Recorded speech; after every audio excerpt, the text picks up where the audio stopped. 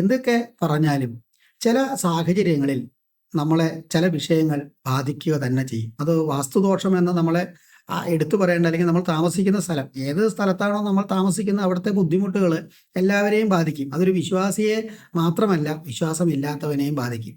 അത് ചില ആളുകൾ അതിനെ മനസ്സിലാക്കുന്നു, ചിലരതിനെ മനസ്സിലാക്കുന്നില്ല, ചിലരതിനെ തള്ളിക്കളയുന്നു.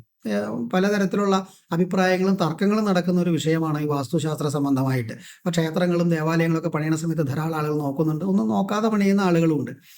എല്ലാം നോക്കി പണിതവർക്ക് പ്രശ്നം ഉണ്ടാകുന്നില്ലേ, എല്ലാം നോക്കാതെ പണിതവർക്ക് ഗുണം കിട്ടുന്നില്ലേ എന്നൊക്കെ ഉള്ള തർക്കങ്ങളും ഇതിൽ നടക്കുന്നുണ്ട്. ഇതൊക്കെ അവരവരുടെ വിശ്വാസത്തിൻ്റെയും അവരുടെ അനുഭവത്തിൻ്റെയും വെളിച്ചത്തിൽ മനസ്സിലാക്കേണ്ടതാണ്. എന്തായാലും അത്തരത്തിലുള്ളൊരു പ്രശ്നം നിങ്ങൾക്കുണ്ട്, വാസ്തുവിൻ്റെയോ വസ്തുവിൻ്റെയോ ഒരു പ്രശ്നമുണ്ടെന്ന് നിങ്ങൾക്ക് തോന്നിയാൽ, അങ്ങനെ അനുഭവം ഉണ്ടായാൽ, നിങ്ങളത് എത്രയും പെട്ടെന്ന് കറക്റ്റ് ചെയ്യേണ്ടതാണ്.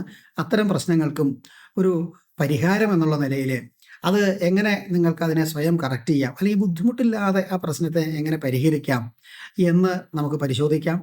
അത് ഓരോ വ്യക്തിക്കും അല്ലെങ്കിൽ ഓരോ വസ്തുവിനും പ്രത്യേകം ചെയ്യേണ്ടതാണ്. ഒരു പൊതു സ്വഭാവത്തിൽ ഉള്ളതും അതല്ലാതെ വ്യക്തിഗതമായിട്ടുള്ളതും ഉണ്ട്.